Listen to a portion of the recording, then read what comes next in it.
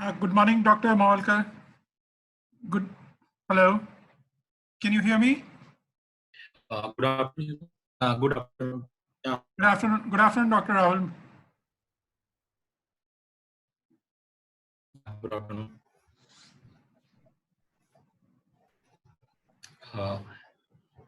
Excuse me. Shall I start? Like I'm audible? So yes, you're audible. Just we are. Am I audible? So we'll start in another 2-3 minutes.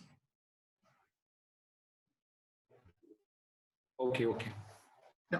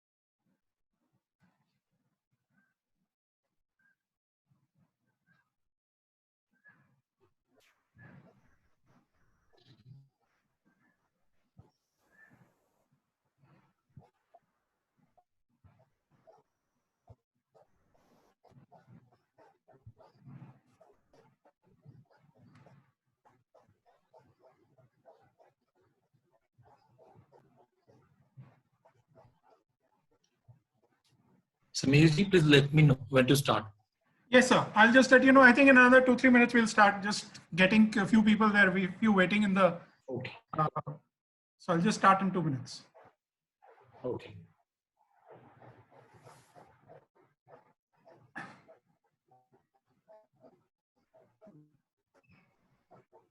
So how are things at AIIMS at the moment? Are you also facing a lot of patients there? Yeah, things are good. There is a special COVID hospital, like they have converted trauma center into the COVID hospital. Okay. And there is a ward. There is a specialized ward in the main building. They do the screening there. Okay. And after screening, the patient is positive. They are sending the patient to the trauma center. And if it is found negative, it will send to where they need to be rendered. So then they continue as in the wards as it is. Yeah, but it's very difficult. No, even you have to do minor procedure. You need to take all the precautions. I agree. It's a very difficult because mostly. And I think because all this COVID is involved in the secretion part, and we yes, that's right. Work in the oral environment, That's secretion, true. and it has been found that there is a high viral load in the saliva. Yeah, and that's right. If you perform the procedure in one center, if it is centrally connected via AC, it may spread to the whole of the building. That is that's also right. issue. That's right. Yeah. So then that's why you need to wear PPE. So are you working with the central air conditioning now or not? You need to sanitize it. We have to start because wearing PPE is also very difficult now without ACs. Yeah, I can imagine that. It's wearing PPE. Yeah, that's right. It's double. Yes, that's right. Our temperature over here is not very conducive to wearing PPEs. Just do it. It's pretty warm. Yeah, you need to start for some time. So it's very difficult. I can imagine that. And you people are on the front line, so I really appreciate the efforts and the kind of dedication and commitment that you people have. In spite of all the odds, you are still fighting it out and making it happen. It's really remarkable. And I really need to appreciate and thank you for your entire team of doctors who are taking care of everybody. In spite of their personal, I would say, the risk that you people run. You've forgotten that and come forward to help out everybody. So I think we can get started because we now have about 14, 15 people, and I think people will continue to join as they come through. So thank you, Dr. Morankar. We are very happy to have you today with us. Um our children are having a lot of, I would say, problems with their teeth and their oral hygiene. And it's because of lot many things which we see in our children. One, of course, is they do not have proper chewing mechanism. They don't chew their food properly. You see a lot of these involuntary hand movements where many of the children are mouthing, their hand. And so, there are complicated things which our children go through. And I would like to thank you for giving this time to us to, give us a run through how we can manage, in spite of these adversities and in spite of these challenges which we have in our children. So I would request Dr. Rahul Morankar to continue with an introduction, and then we can take up question answers with him. Yeah, I'm Dr. Rahul. I'm working as an assistant professor in the Department of Pediatric Dentistry here in AIIMS, Center for Dental Education and Research. I've recently joined here. I've done my master's from PGI Chandigarh, and I was working as a senior resident there. So I have received 19 questions, sir. So if I answer those 19 questions, I think everything will be covered. As you wait, as you feel like. I mean, I will leave it for you to go ahead. If you want to go ahead straight with the questions, and or you want to have a general introduction, and then however you want to do it, sir, not a problem.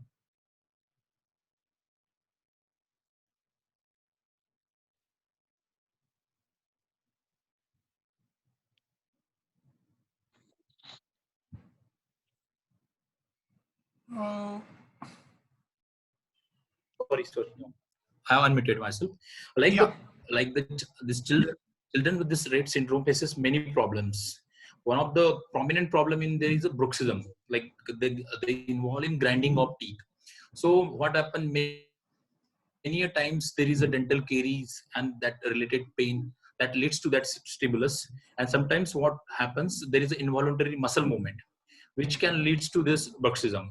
So first of all, we have to look after the etiology of that, like why this bruxism is leading to.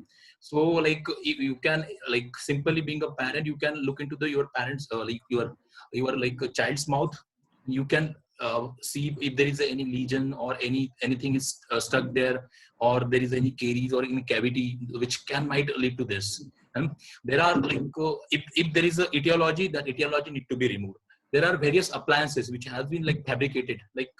I will share one of the appliance. Have you heard about night guard? I think it's something which you put in your mouth to avoid the grinding of the teeth, right? Yeah. I can share the image of the appliance. Will it be possible for me? Yeah. I will just open it up so you can then share the images. Yeah.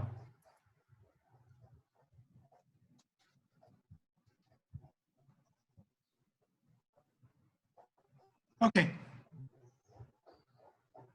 Yeah, you can now share it. I've allowed sharing of images, so you can do that. Okay.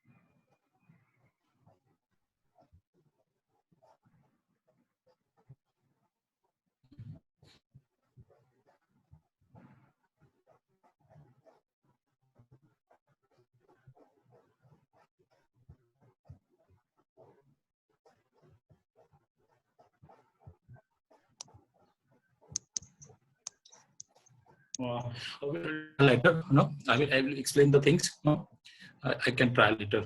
No? Yeah, no problems. We can, This as is we a go problem, along. I Yeah, think related to yeah. what we do in night guard. We just take an impression, no, impression of the patient's mouth, either upper jaw or lower jaw, and then we fabricate a ring-like appliance which will cover the either upper dentition or lower dentition. So what happened? This appliance will be fabricated in cellophane sheets. Like there are Biostar sheet. There comes in various thicknesses: 2 millimeter, 3 millimeter, 4 millimeter.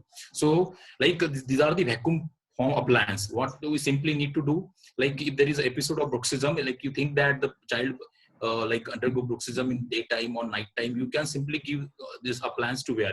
No, so like what happened if he try to grind his teeth? So this appliance will be in between teeth. So like the unnecessary wearing of teeth, the jaw problems that can be easily avoided with this appliance, night guard appliance. And there is not a can much bigger request you, procedure required for this.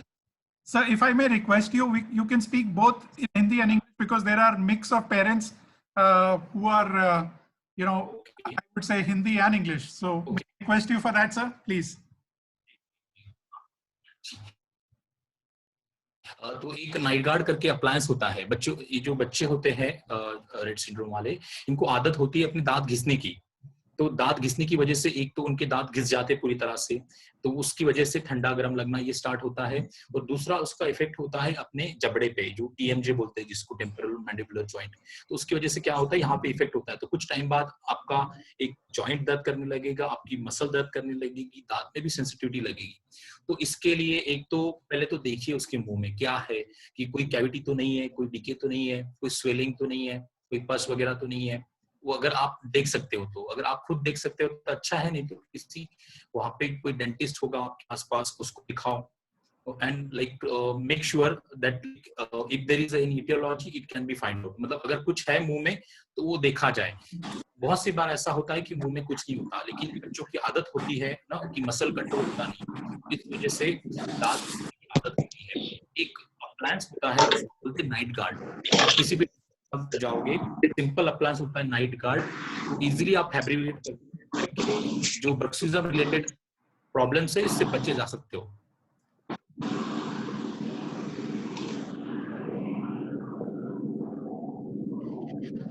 दूसरा मुझे सवाल पूछा गया था कि are there is any specific measure to improve oral health and decrease the caries? Yeah, we know that these children are they are not that cooperative. The level of cooperation is very less. का जो उनसे बात करना, उनसे brush करवाना इतना आसान नहीं है compared to other children. So आप ये कर सकते हो कि आप उनके दांत क्लीन करने के लिए इलेक्ट्रिकल ब्रशेस आते हैं, like Oral-B Pro. You can आपको ये ब्रशेस अमेज़न पे भी मिल सकते हैं। इस तरह के जो ब्रशेस होते हैं, तो ब्रशेस यूज करके आप बच्चों के दांत क्लीन कर सकते हो।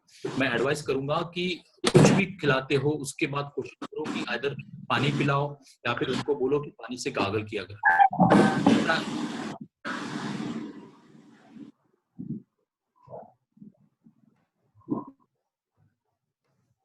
रिगार्डिंग डेंटल केरीज, जो मेन फैक्टर होता है डेंटल केरीज से रिलेटेड, एक तो होता है आपका डाइट और एक होता है आपकी ब्रशिंग।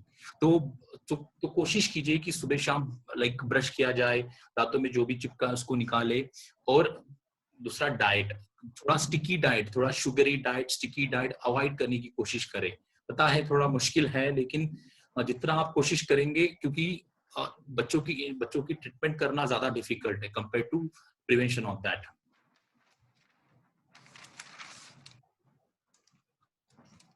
सर मैं थोड़ा सा आपसे, तीसरा सवाल sir I will just go back to the first question, जहां पर आपने बोला कि वो गार्ड यूज करने के, वो गार्ड कहाँ से है, या वो डेंटिस्ट से ही हमको बनवाना पड़ेगा?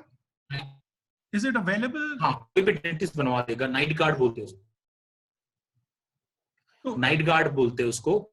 सो दिस इज कस्टमाइज्ड, ये आपके दांतों के फ्रेम के हिसाब से वो बनता है?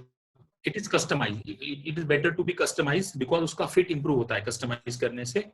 और उसमें बहुत ज्यादा प्रोसीजर की जरूरत नहीं, एक सिंपल इंप्रेशन लेना होता है। थोड़ा सा बच्चे का कॉम्प्रेशन चाहिए होता है, एक थोड़ा सा, बस एक इंप्रेशन ले लिया वो बन जाएगा।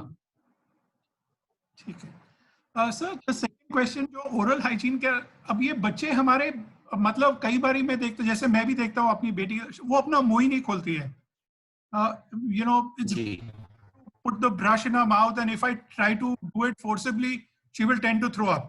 वो जैसे you know ओ करने जैसे, as if she's ready to vomit at that moment. ये तो सुबह की या exercise होती है when I know is empty stomach, so chances of throwing up is less. But in the night or the daytime, that you know when she's had her meal, के बाद में कर रहा हूँ तो definitely she will throw up. तो उसके लिए कैसे हम कर सकते हैं? ओके क्या वो लाइक मैंने अलग अलग चीजें ट्राई करा, मैंने उंगली से भी करता हूँ, थोड़ा सा पेस्ट लगाकर उंगली से सिर्फ कर दिया, या उसको ब्रश को सिर्फ या पेस्ट भी नहीं लगाया, तो हाउ डू यू थिंक ये this can be managed? Because you are right, very आप इंपॉर्टेंट, पर ये कैसे मैनेज करें हम लोग? देखिए इन बच्चों में ब्रश करवाना काफी मुश्किल होता है ना। तो एक ना रिगार्डिंग एक 400 होता है, 400 एक पेरेंट उसको होल्ड करता है और दूसरा पेरेंट उसके ब्रश करता है। तो इस तरह से आप इस चीज को मैनेज कर सकते हो। मार्केट में पावर ब्रशेस अवेलेबल है, पावर ब्रशेस। तो आप थोड़ा सा बच्चे को ट्रेन करेंगे, उसके हाथ में देंगे पावर ब्रश, कैसे मूव होता है, तो like you can develop a friendship with that brush ना। मार्केट में अलग अलग डिजाइन अवेलेबल है, जो ब्रश आते हैं ड्रैगन के फॉर्म में, अलग अलग फॉर्म में आते हैं, in the form of toys. तो उस तरह के ब्रश यूज कर सकते हो। There are finger brushes also, you can wear that brush on the finger and you can Yeah, put the finger ना, finger brushes. yeah, it's a finger brushes you disposable, I can think पुट it's in a the mouth. disposable brush, yeah. थोड़ी कोशिश करो कि टंग टंग को touch करना avoid करें, क्योंकि अनलेस पता क्या होता है, बहुत सी बार ना हमें लगता है कि बच्चे नहीं ब्रशिंग करने से ओमिट करते हैं, लेकिन हम हमारा फिंगर बहुत पीछे तक ले जाते हैं, है ना। तो Okay. ये भी एक रीजन होता है कि वो पीछे जो एरिया होता है, इवन नॉर्मल नॉर्मल पेशेंट भी अगर आप टच करते हो उस एरिया में, तो ही विल लाइक ना, he will try to omit ना। तो कोशिश करनी है कि पीछे के एरिया को, मतलब you should not go beyond the teeth, you should limited your brush only to the teeth. Okay. इस तरह से अवॉइड कर सकते हैं हम इस चीज को। सॉफ्ट ब्रश आते हैं ना। So we should use a soft brush only, not a medium. Next question था, how anticipate that the patient has a tooth. तो बहुत सारे बच्चे तो, yes sir, soft, ultra soft, Okay. You can use the ultra soft, Okay. you can use the ultra soft brush. Now the next question was how to anticipate whether the child is having toothache or not. So बहुत सी बार difficult होता है, क्योंकि बहुत सी बार बच्चे खुद नहीं बोल पाते कि उन्हें दर्द हो रहा है। तो ऐसी केस में क्या करेंगे, बच्चे मुंह में हाथ डालेंगे, बार बार उस तरफ इशारा करेंगे। उनका जो नॉर्मली सलावा ड्रूलिंग होता है उसका रेट बढ़ सकता है, ऐसे ऐसी कंडीशन में उनका जो सलावा ड्रूलिंग का है वो रेट बढ़ सकता है। बहुत सी बार ऐसा होगा कि बच्चे अपना हेड बैंग करते हैं, अपने सिर पे हाथ से मारेंगे, अपना हेड मारेंगे कहीं पे। तो ऐसी केस में आपको मुंह के अंदर देखना जरूरी है। ऐसा तो नहीं कि कोई कैविटी है, कोई स्वेलिंग है, ऐसे हाथ लगा के, मतलब जिस एरिया में बोलता है बच्चा कि इधर हाथ लगा रहा है, तो उस एरिया में बाहर से आप पाल्पेट करके ऐसे देख सकते हैं। तो अगर पाल्पेट करने पे अचानक से अगर बच्चे को दर्द उठ रहा है, तो इसका मतलब उसको चेक करवाने की जरूरत है। इस तरह से कुछ दर्द हो रहा है उस रीजन में, आप पता कर सकते हो।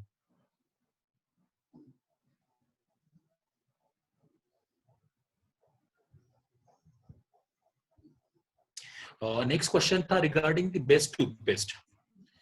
सो मार्केट में अलग अलग तरह की टूथपेस्ट अवेलेबल है। तो उनको कैटेगराइज किया गया है low fluoride and high fluoride toothpaste में। तो नॉर्मली जो 6 साल के बच्चे होते हैं, नॉर्मली जो 6 साल के बच्चे, 6 साल एंड ऊपर के बच्चे होते हैं, उनके लिए जो 1000 ppm टूथपेस्ट वो रिकमेंडेड होता है। जैसे आप कोलगेट का कोलगेट, पेप्सोडेंट, कोई भी ब्रांड उठा लोगे तो उस पर लिखा होता है फ्लोराइड कॉन्सेंट्रेशन, नॉर्मली 990 ppm होता है। नॉर्मली जो ओवर द काउंटर मिलते हैं 990 ppm होता है। तो अगर जैसे बच्चे होते हैं, इनमें टूथपेस्ट का use recommend like regarding the quantity of fluoride in ppm in children, it is like उनका कॉपरेशन कितना है, इस हिसाब से उनको टूथपेस्ट प्रिस्क्राइब किया जाता है। जैसे कि अगर बच्चा आराम से थूक लेता है, बाहर गागल कर लेता है, अगर टूथपेस्ट यूज करते हो, ब्रश किया आपने और आराम से थूक लेता है, तो आप नॉर्मल फ्लोराइड टूथपेस्ट यूज कर सकते हो। लेकिन आपको अगर ऐसे लगता है कि बच्चा अंदर निकल ले रहा है फ्लोराइड टूथपेस्ट, तो उस केस में अलग फॉर्मुलेशन भी आते हैं, जैसे कि चेरियोजेल, किडोडेंट, चेरियोजेल, किडोडेंट, ये फॉर्मुलेशन बनाए गए हैं specially children which are less than 6 years, क्योंकि ऐसे माना जाता है कि 6 साल तक जो ओरल रिफ्लेक्स है वो डेवलप नहीं होता, तो ये बच्चे ठीक से थूक नहीं पाते। तो क्या होता है कि बहुत सी बारी अंदर निगल लेते हैं, तो अंदर निगल रोज अगर निगल रहे हैं तो फ्लोराइड टॉक्सिसिटी होने का चांस रहता है। अगर सफिशिएंट क्वांटिटी रोज रोज रोज निकल रहे हैं तो उस केस में फ्लोराइड टॉक्सिसिटी होने का चांस रहता है। तो ऐसे बच्चों में हम जो फ्लोराइड कम होने वाले लाइक ना जो चेरियोजेल है, किडोडेंट है, इनमें फ्लोराइड कम होता है, इट इज ऑलमोस्ट 500 ppm, और जो नॉर्मल होता है उसमें होता है 1000 ppm। तो ये टूथपेस्ट यूज कर सकते हैं और ये अवॉइड किया जा सकता है। ये आते हैं अलग अलग ब्रांड्स के आते हैं, ऑनलाइन भी अवेलेबल है, Cheriogel, Kidodent, they come by different name, Colgate junior, they come by different names. सही, ये मार्केट के अंदर ये चाइल्ड टूथपेस्ट आती है, is the same thing? Child toothpaste, हाँ, मतलब आपको ब्रांड नेम बताना पड़ेगा, लाइक ना कि कोलगेट आपको मैंने, देखना पड़ेगा उसमें फ्लोराइड कितना है। अच्छा ठीक है, so the which has got less fluoride in it. हाँ, एक तो होगा 500 ppm और एक होता है 1000 ppm। Okay. लेकिन अगर आपका बच्चा आराम से अगर ब्रश करवा रहा है तो मैं कहूंगा कि नॉर्मल टूथपेस्ट ही यूज करो, Okay. क्योंकि नॉर्मल टूथपेस्ट जो होता है उसका जो डेंटल केरीज प्रिवेंट एबिलिटी होती है वो ज्यादा होती है compare to this low fluoride toothpaste. ये लो फ्लोराइड टूथपेस्ट यूज करने का मेन पर्पस है कि जो निगलते हैं उसको अवॉइड करने के लिए, कि डिसएडवांटेज ना हो। Okay. ये पर्पस होता है इसका। Okay. And sir, how much quantity of toothpaste do we use? कितना मतलब should be normally like हम लोग जब adult brush करते हैं we put it all along the toothbrush. तो इनका भी इतना ही should be less or more? No, peanut, that depend on the patient age. No, below 6 years, peanut size. Okay. Below if it is below 6 years, peanut size is enough. And above it is above 6 years, so half of the size of like brush. No, if you are using junior brush, like half of the size of brush, by using the larger brush, 1/4 size, that's enough. No. Okay. It like like in your times is also depend on the tolerance of the child. No. So like I will like suggest, like when you introduce a new toothpaste to the child, to only apply in the form of smear. छोटी सी पत हो गया है उसको लगा के पहले अक्लमेंट होने दो, उसको एडजस्ट होने दो बच्चे को, धीरे धीरे थोड़ा सा बढ़ा दो उसको। नया मटेरियल आप अचानक से इंट्रोड्यूस करते हो, बहुत ज्यादा क्वांटिटी में होता है, वो टॉलरेट नहीं कर पाता बच्चा, तो आगे से वो मुंह में ही नहीं लेता टूथपेस्ट। मैं एडवाइस करूंगा ऐसे केसेस में कि आप थोड़ा सा स्मियर लेयर, मतलब थोड़ी सी क्वांटिटी पहले लगाए, फिर धीरे धीरे खाएं। ये बेटर तरीका है मतलब बच्चों का कोऑपरेशन गेन करने का। सर ये जो पतंजलि और ये मिसवाक और ये जो हर्बल टूथपेस्ट आती हैं, do you recommend using those? और देखिए पतंजलि पहले आया था, वो था विदाउट फ्लोराइड। अच्छा। ना, लेकिन अभी रिसेंटली जो पतंजलि का ब्रांड आ रहा है उसमें भी fluoride, know like they have also gone for fluoride, तो उसमें भी फ्लोराइड होता है। ठीक है, अच्छा। तो जो fluoride in low quantity is very essential for prevention of caries, okay, and to make the teeth stronger. Okay. हाँ, तो वही है कि डेली एप्लीकेशन।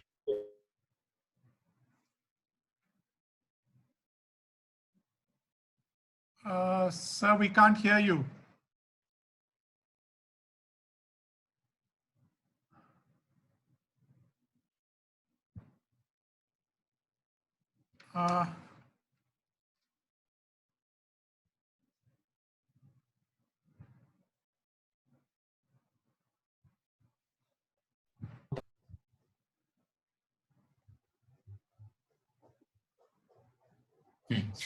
नेक्स्ट क्वेश्चन था सर कि regarding chewing of food, no chewing of food, these children are unable to chew the food properly. So ये जो problem होता है वो मेनली रिलेटेड होता है मसल टोन से, रिलेटेड होता है। उनकी टंग का भी मसल टोन प्रॉपर नहीं होता। तो इसके रिगार्डिंग मैं एडवाइस करूंगा कि मतलब जो सर्कमओरल मस्कुलेचर है उसका फिजियोथेरेपी एडवोकेट करे। तो फिजियोथेरेपिस्ट है, आप उसको कंसल्ट करें ताकि वो मतलब मसल एक्सरसाइज बताए आपको ओरल रीजन की, ओरल रीजन की मसल एक्सरसाइज बताएगा, तो मसल स्ट्रेंथ आएगा, मसल स्ट्रेंथ आएगा तो like they can achieve the food properly, like because जब हम चीव करते हैं फूड, दांतों के साथ मसल का भी बहुत बड़ा रोल होता है। अगर मसल आपकी स्ट्रांग नहीं तो सिर्फ दांत, दो दांतों के बीच में फूड लाने से नहीं हो पाएगा। सिमिलरली यही चीज लागू होती है सलाइवरी ड्रूलिंग पे। आप, एक सवाल था कि सलाइवरी ड्रूलिंग काफी होती है बच्चों में, तो उसको कैसे अवॉइड किया जाए। तो पहले मैं बताना चाहूंगा कि सलावा जो ड्रूलिंग होता है उसकी दो कॉज हो सकती है। एक तो हो सकती है कि सलावा बनता ज्यादा हो, और दूसरा है कि सलावा बनता नॉर्मल हो लेकिन वो कंट्रोल नहीं कर पाते।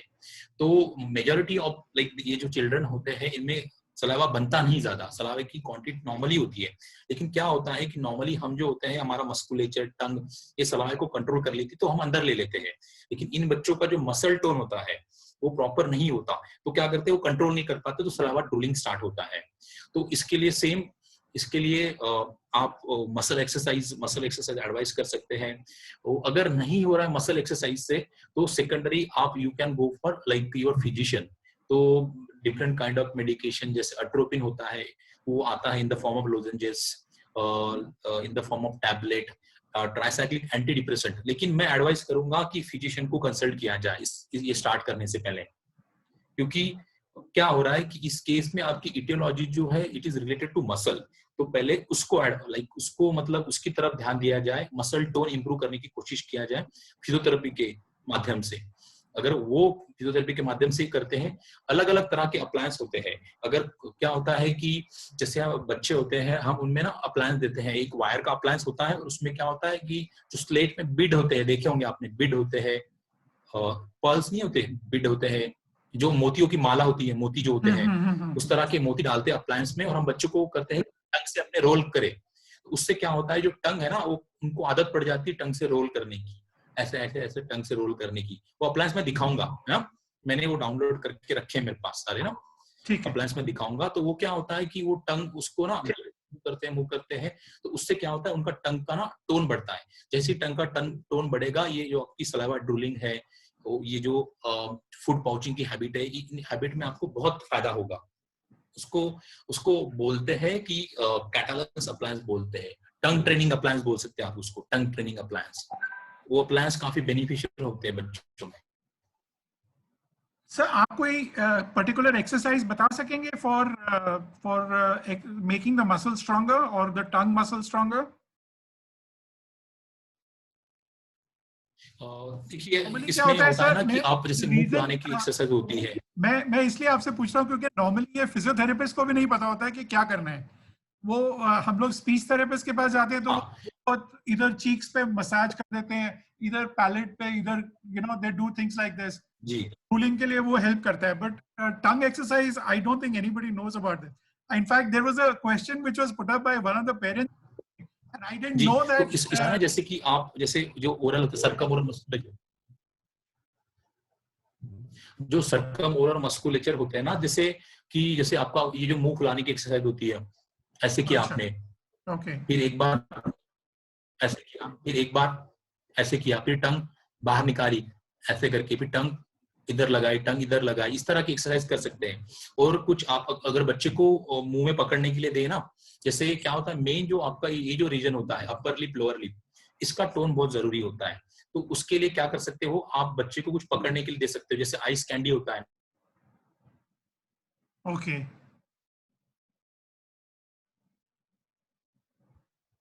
आइस कैंडी दोनों होठों के बीच में पकड़ के, आइस कैंडी दोनों होठों के बीच में पकड़ के रखे बच्चा, तो वो क्या होता है कि उससे ग्रिप रहता है। तो वो जो ग्रिप है ना, नॉर्मली क्या होता है कि बच्चे का मुंह खुला होता है, कि unable to make the grip. So आप उसको आदत डालो कि एक आइस कैंडी होती है, खाली जो आइस कैंडी होती है, मतलब आइस कैंडी स्टिक्स होती है, उसको पकड़ के कि वो ऐसे पकड़े, लाइक दिस ना, लाइक दिस, इसको पकड़ के रखे, मैक्सिमम ऐसे, विदाउट इंजरिंग लाइक हिमसेल्फ और हरसेल्फ, ऐसे पकड़ के रख सकते हैं। उससे क्या होता है, ये जो अपर लिप, लोअर लिप, इसका टोन काफी इंप्रूव होता है इन चीजों से है। क्योंकि हम क्या करते हैं कि हम rather than going for normal thing, तो we go to the like physician की कोई मेडिसिन लिख दे सलावा ड्रूलिंग के लिए। लेकिन उससे क्या होता है कि अगर सलावा आपका, लाइक सलावा के साथ बाकी सिक्रेशन भी कम होगा। और एक बात जानना जरूरी है कि saliva very essential for cleaning up oral cavity. Saliva is very essential for cleaning up oral cavity. अगर सलाइवा आपका कम हो जाए तो आपको कैरीज होने का चांस ज्यादा रहेगा। अच्छा, तो इनफैक्ट अगर आपको ड्रूलिंग हो रही है तो it is a good thing. नहीं, ड्रूलिंग होना गुड थिंग नहीं, like having saliva in the mouth is a good thing. Okay,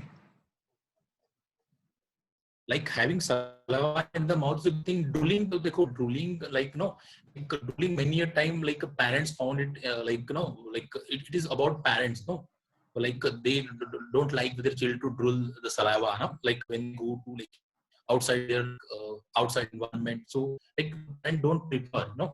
Otherwise there is a not much problem with this drooling, no. It is like absolutely, it's not pathological, because उनका muscle tone नहीं इस वजह से drooling हो रहा है।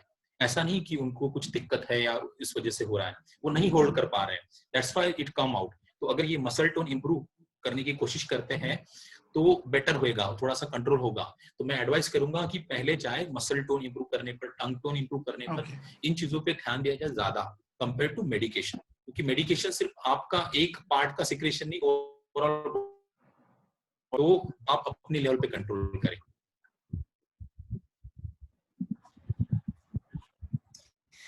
किसी ने क्वेश्चन पूछा था मुझे रिगार्डिंग फ्लूइड थिकनर। तो अलग अलग तरह के फ्लूइड थिकनर्स होते हैं मार्केट में। बेसिकली जो फ्लूइड थिकनर्स होते हैं वो जो आपका स्वॉलोइंग प्रोसेस है उसको इंप्रूव करते हैं।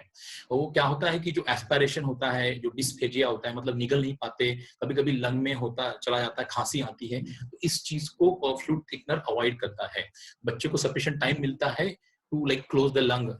तो मैं आपको लाइक एडवाइस करूंगा कि इस रिगार्डिंग आप डायटिशियन से सलाह लें regarding the use of fluid thickener. जो डायटिशियन है ही कैन टेल बेटर, वो आपको ठीक तरह से बता सकता है कि आपने फ्लूइड थिकनर यूज करना चाहिए कि नहीं। Okay,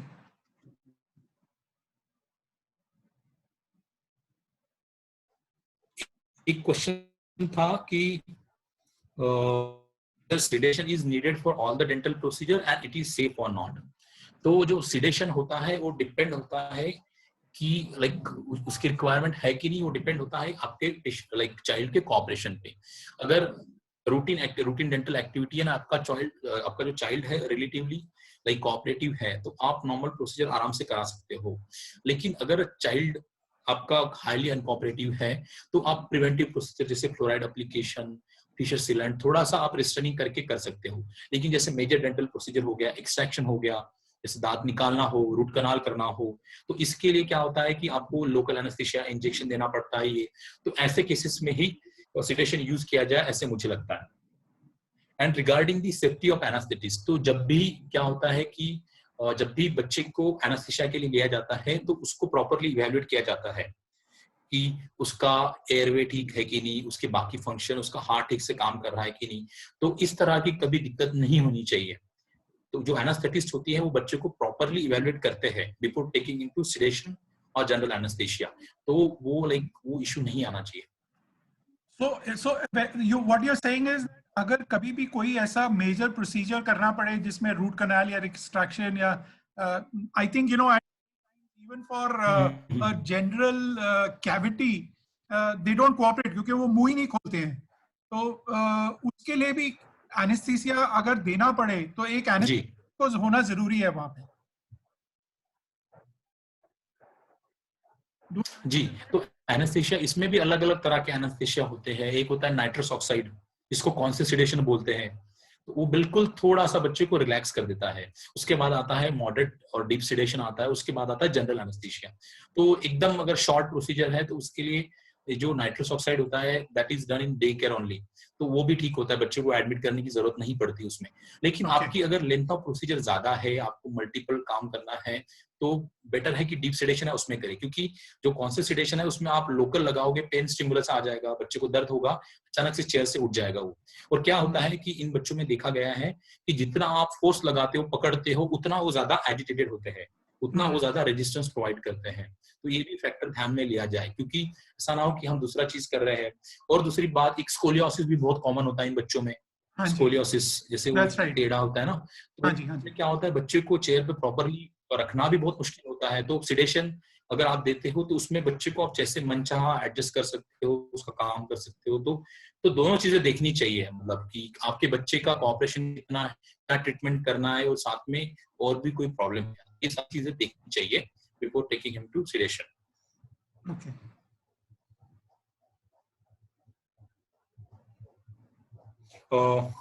like somebody was telling कि बच्चा मुंह में लाइक फिंगर डालता है, तो मुंह में फिंगर डालता है तो उसके अलग रीजन हो सकते हैं। देखिए मुंह में कि कोई कैविटी ना हो, कोई बहुत सी बार क्या होता है कि दांत घिसने की आदत होते हैं, तो बहुत सी बार ना जो दांत होते हैं शार्प हो जाते हैं, दांत शार्प होता है, तो शार्प दांत क्या करता है, टंग को इरिटेट करता है, तो बच्चे उस जगह पे हाथ लगाते हैं। तो बच्चे के मुंह में देखना जरूरी है।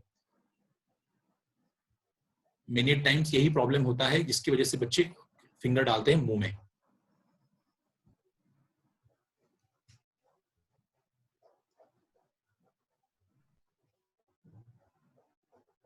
Regarding use of braces, no, क्या होता है कि इन बच्चों में जो मसल टोन नहीं होता, उसकी वजह से क्या होता है कि टंग ना फॉल डाउन करती है, बहुत सी बार टंग थोड़ी बाहर आती है। टंग बाहर आने की वजह से जो लोअर जॉ है नीचे होता है, अपर जॉ ऊपर चला जाता है, और दो दांतों की like upper jaw lower jaw उसके बीच में ऐसी गैप रह जाती है जिसमें से टंग बाहर आती है, तो उसमें इतना एस्थेटिक अपीयरेंस नहीं होता। तो उसमें ब्रेसेस लगाना कभी कभी जरूरी होता है, लेकिन वो डिपेंड होता है कि लाइक ना, अनलेस मतलब आप कितनी भी ब्रेसेस लगाओगे, आपकी मसल टोन वगैरह प्रॉपर नहीं है, तो वो रिलैप्स तो होता है उसमें। तो वो देखना है आपने कि whether like it is related to muscle tone or simple there is a crowding of teeth। अगर बच्चा कोऑपरेटिव है, single like normal crowding of teeth है, तो आप ब्रेसेस लगा सकते हो, लाइक अनलेस कि आपके बच्चे को आदत ना हो कुछ मुंह में डालने की या फिर लाइक नुकसान पहुंचाने की। क्योंकि ब्रेसेस के साथ बहुत सी बार ऐसा होता है कि बच्चे को मुंह में कुछ डालने की आदत है तो ब्रेसेस निकल आते हैं, तो वो देखना जरूरी है। तो depend on child cooperation you can go for, no, and depending on problem, लेकिन the problem is related to muscle, अगर मसल से रिलेटेड प्रॉब्लम है तो वो सिर्फ उससे नहीं होगा, सिर्फ आप ब्रेसेस लगाओगे उससे क्राउडिंग वगैरह ठीक होगी, इनिशियली तो ठीक होगा, लेकिन अगर उसकी जो वजह है मसल टोन है वही अगर कॉमन है, टंग बीच में आ रहा है, तो वो दिक्कत तो रहेगी। टंग के लिए भी बहुत सारे अप्लायंस होते हैं, जो टंग बीच में आती है उसके लिए टंग थ्रस्टिंग अप्लायंस होते हैं, बहुत सारे अप्लायंस होते हैं अलग अलग तरह के।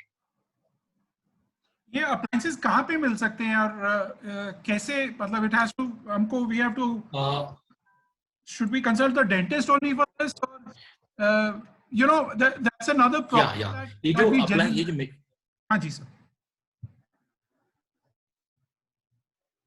ये जो मेजॉरिटी जो अप्लायंस होते हैं, ये अप्लायंसेस होते हैं कस्टमाइज अप्लायंसेस ना, ओके, और इस तरह के अप्लायंसेस आपको कोई भी डेंटिस्ट फैब्रिकेट करके देखेगा। तो इसमें जरूरी होता है कि मतलब कि बच्चे का थोड़ा सा कोऑपरेशन होना, बच्चे का थोड़ा सा कोऑपरेशन होना बहुत जरूरी होता है। तो बहुत सी बार क्या करते हैं कि अगर बच्चा कोऑपरेटिव नहीं होता और अप्लायंस सिंपल होता है, तो बच्चे को एक बार थोड़ा सा बेहोश करके उसका इंप्रेशन ले लेते हैं, दूसरी बार में थोड़ा सा कॉन्सेंट्रेशन देके अप्लायंस फिट कर देते हैं, तो वो बहुत सिग्निफिकेंट इंप्रूवमेंट लाता है इन बच्चों में। तो लेकिन अगेन मतलब कि वो बच्चे की कोऑपरेशन बहुत डिपेंड है। अगर बच्चा हाथ डाल के अप्लायंस हाँ को जी, खींच रहा है हाँ, आई तो एग्री, प्रेफर करो कि ना दो appliance, no, because he can injure the oral cavity also ना। okay. I would just like to tell everybody we may disconnect. This session may get over in another 1 minute or so. So I would request all of you to please log in again. फिर से log in कर लीजिएगा. So if we have individual questions, with those also can be addressed by Dr. Rahul then accordingly.